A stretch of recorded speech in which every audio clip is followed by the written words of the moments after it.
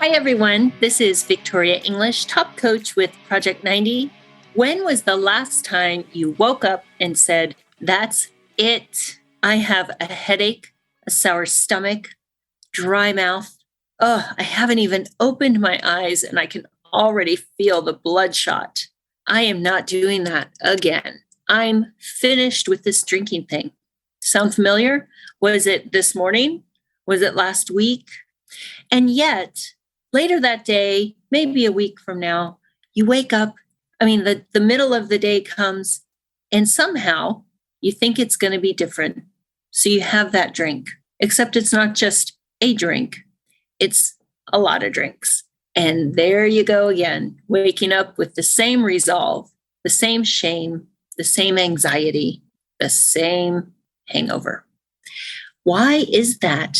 Well, there's a reason for it. We're going to talk about it today. But first, over here at Alcohol Free Lifestyle, we love to give away free stuff. So if you haven't done so, please get the Alcohol Freedom Formula at alcoholfreelifestyle.com/guide. If you're a high performer in the house, outside of the house, or both, and you are ready, really ready, or if you're sick of that cycle I just described, book a call with me. It's free. Simply go to alcoholfreelifestyle.com/schedule. We can talk. It's 15 minutes. It's totally free. I don't sell you anything on this call. I'm just going to listen to your story and give my suggestions as to how or if we may be able to serve your needs. Remember, this is for high performers who are ready, who are sick of the cycle. Also, we have a new YouTube channel. It's really cool. Please go to www.alcoholfreelifestyle.com/YT. Check out some amazing motivational videos and be sure to subscribe, like, and comment. We are really proud of this and we appreciate your support. So, back to that whole vicious cycle. Well, there's a name for it. Part of what I love about being an alcohol coach is the research. Because when I was stuck in this cycle, like a lot of you, I started to wonder if I was crazy. Here I was a high performer. I had a lot going for me. I could accomplish so many things. And yet I couldn't get my head around this alcohol thing. Well, there's a reason. There's a thing called fading effect bias. Fading effect bias, or FAB, as it's called, refers to the way that your brain will forget or fade memories that are associated with unpleasant emotions faster than memories associated with pleasant emotions. So it actually makes a lot of sense in many cases. Your brain has an incredible ability to soften a negative memory, and it's a great coping mechanism. So if you look back on things that, we've all had rough times in life, and thankfully, part of the human spirit includes being able to not remember those bad times quite as clearly over time. Even things like, let's look back on, say, high school. Maybe you look back on high school fondly and you think, wow, those were good years. For me, those years were at the college, were the glory days. They were amazing. And they were. There were so many fun times. However, I was a dietetics major. That was a really challenging course load. I remember 4 and 5 hour labs, hour after hour, tests, collecting data, analyzing the data, experiments that would get screwed up and have to start all over, staying up until 2, 3 in the morning, studying for finals, feeling like I had sand in my eyes from the fatigue. That wasn't a lot of fun. But as time goes by, you don't remember that as much. You remember the awesome times, the football games, the parties, the friends, living in my sorority house. That's what I hang on to. And that's a beautiful thing because it allows us to look back on life and see the beauty in things. If you're a parent You look back on when your kids were little and you think, oh, that was so sweet. Oh, they were so sweet. I look at the kids, Christmas is next week, and I see the little ones and I think, oh, they're so adorable. I love Christmas with the little ones. And I did. However, I had 3 kids under the age of 4. I also remember building that toy at 11 p.m. on Christmas Eve, and it had that one missing part. And I thought, oh man. Or, the kids had pink eye on Christmas. And instead of, the beautiful pictures around the tree, I was chasing them down, putting eye drops in their eyes. I see the little ones around me today. My older kids are in their 20s. I reminisce about the good old days because my memory thinks back on all the sweetness, the matching pajamas, putting cookies out for Santa, hearing them squeal with delight when they'd realized that Santa had come and the gifts were under the tree. So you can see how it's a beautiful thing and part of what makes us humans so resilient. However, it can be a problem when we are in the early days of trying to quit drinking. It's part of why we go back to it. How after a few hours or a few days or even a few months of not drinking, somehow it seems like a smart thing to do. We also call it romanticizing the drink. So tell me if this sounds familiar. Maybe you haven't had a drink in a while and you see someone, you go out and you see some people at a table or a bar enjoying that glass of wine. And you think, oh man, I really miss that. I really wish I could have a glass of wine because you're romanticizing it. Maybe you're romanticizing it in a way that you remember how you used to drink a long time ago when you could have that one glass with dinner and it would relax you and you'd laugh with your friends.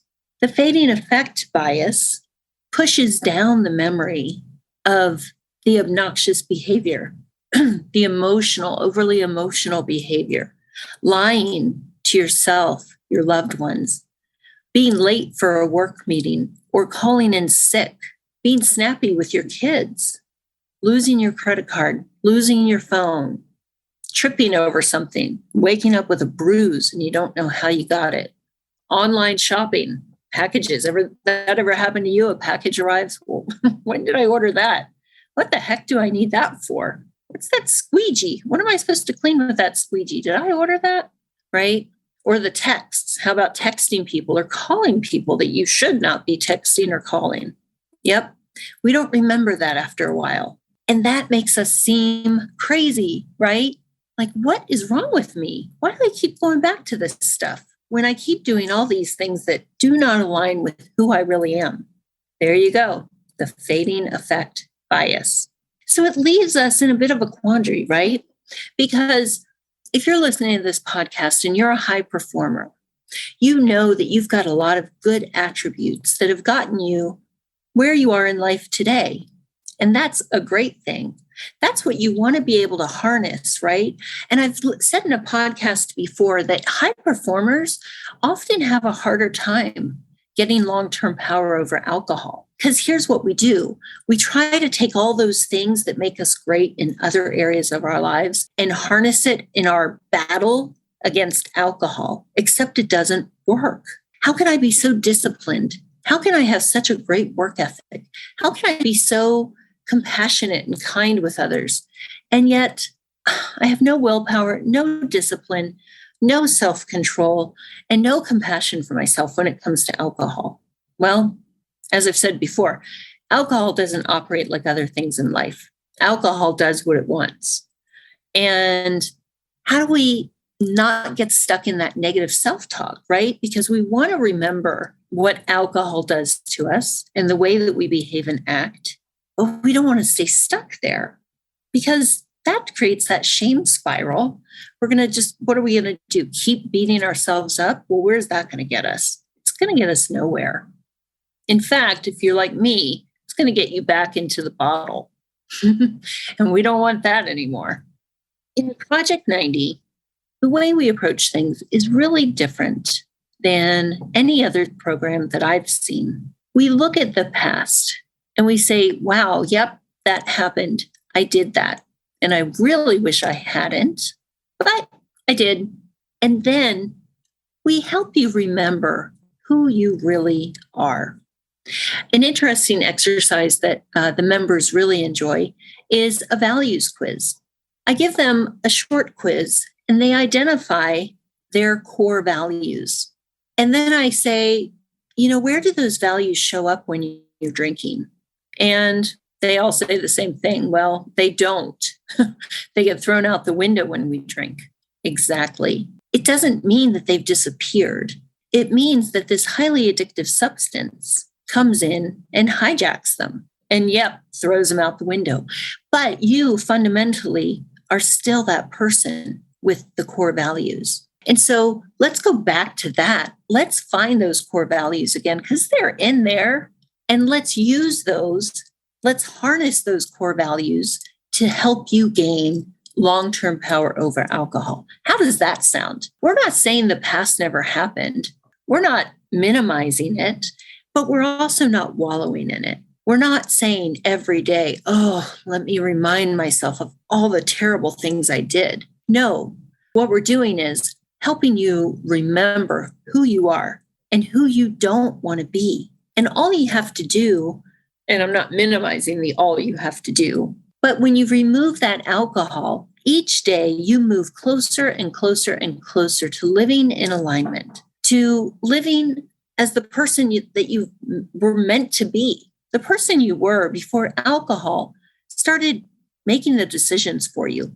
Now that is how you build on the wins. That's how you build on the successes, so that when the inevitable things happen and you start romanticizing the drink, when the fading effect bias kicks in, you've got a community and coaches to say, whoa, totally understand why that's happening. But let's talk again about who you are at your core. And it's normal that you would be having these thoughts about alcohol, but is picking up a drink going to move you closer to the person you want to be for yourself, for your family, for your career, for your community? Or is it going to take you further away?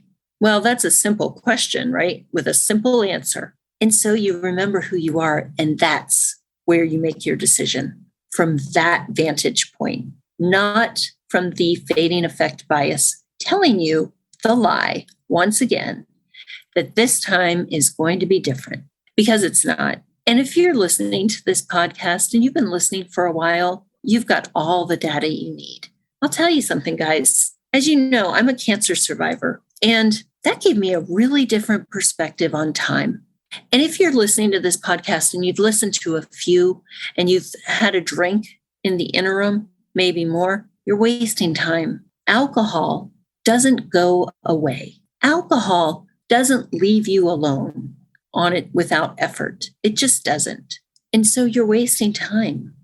And why are you doing that? Well, could have a lot to do with this fading effect bias. It's really a bummer, but it is what it is. And look, we're all adults here. As you know, we cater to the 35 and older community. So you've got some life experience to draw on. And look, you do it now, you do it later. How are you going to minimize the suffering? By doing it later. Or are you going to increase the suffering? Do you really need more evidence that alcohol does not serve you? I don't know. I didn't for a long time, but I kept going out there to collect more data. And it just increased the misery, to be honest. Because I've said before, a year from now, this isn't going to be gone on its own. So, and you know what? It's not meant to. It's a big thing, but it can be empowering. We don't do humiliation around here. We don't do shame around here. We don't, because that doesn't serve you. That doesn't draw you closer to who you are. I don't need to remind you of the things you did or said or didn't say or didn't do when you were drinking. You know. In Project 90, we simply bring you back to center, bring you back to the true self. And you know what's really cool? When you come out on the other side of this, you feel even more capable.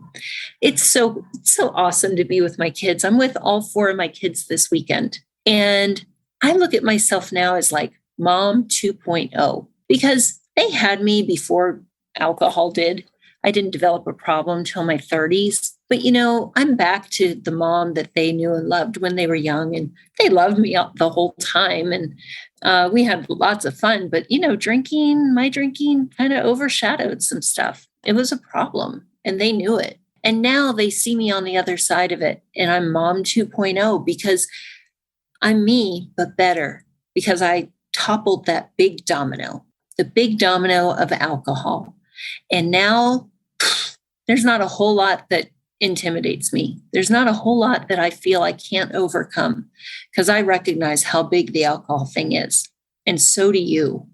And I didn't do it by myself, and you don't have to do it by yourself. So again, don't waste time. It's almost 2022. As we get older, how fast time goes. Where do you want to be next year at this time?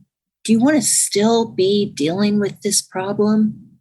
Back and say, wow, I am 2.0 in 2022. How would that feel? You know what? You know how it's going to feel if you drink again. You do, because you've experienced it many, many times, hundreds, maybe thousands. Try something different. Try something that's in alignment with who you really are. It's so rewarding. We talk about ROI, return on investment. And I can say with certainty that most of our members come out and say, you know what? There's no investment I've ever made that had the return of going alcohol free. That's some powerful stuff, really powerful. It's an honor to help others. It's one of the greatest joys of my life, other than being a mom. I love it. I love to see people return to who they really are, to see the light in their eyes again, to see their skin glowing, to hear them laugh, belly laughs again. Do you remember those deep belly laughs? How would that feel? So again, book that call with me, alcoholfreelifestyle.com/schedule. Let's get you rolling. A new year is coming. Let's go for it. I hope to chat with you soon. And until next time, have an awesome day. Thanks for listening.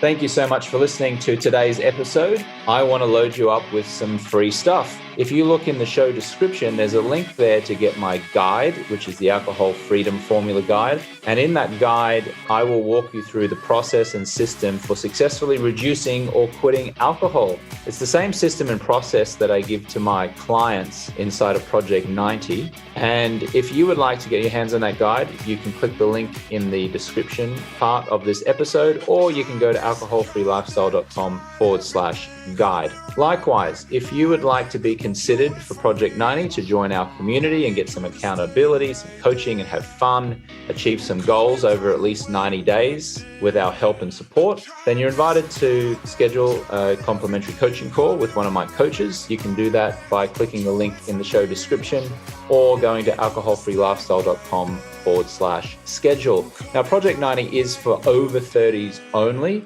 And it's really for people who are ready to get long-term power over alcohol. You don't have to quit forever, but you will have to quit for at least 90 days with our support. Just a reminder, 95% of my content is free and plastered all over the internet. If you just Google James Swanwick and the word alcohol, you'll find that. For those of you who want additional support, if you want coaching, fun, accountability, if you realize that you can't do this on your own or you just plain don't want to, then I invite you to schedule that call and we can talk about if Project 90 is for you.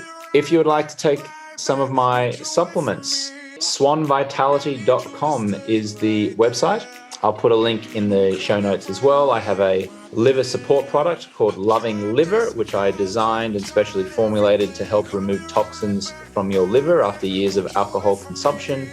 Again, there's a link in the show description. We've also got a green powder there, which turns into a green juice filled with amazing ingredients to support you and give you energy throughout the day. And there's also a magnesium product, which I take every night to help me prepare for sleep and to sleep through the night. So there's a few options there. Lastly, if this episode or the show in general has helped you or supported you in any way, I would so appreciate it if you would write a review. It really does help the show climb the rankings and expose the show to people who don't yet know about us. So if this show has benefited you in any way and you feel compelled to pay it forward, just writing a short little review, hopefully a nice one, will be so appreciated, and I will thank you immensely. Lastly, if you'd like to talk to me about anything at all, feel free to send me an email at james@alcoholfreelifestyle.com. I do read and respond to every email. And you can also follow me on Instagram at James Swanwick. Send me a message there. And I look forward to connecting with you soon. Catch you on the next one.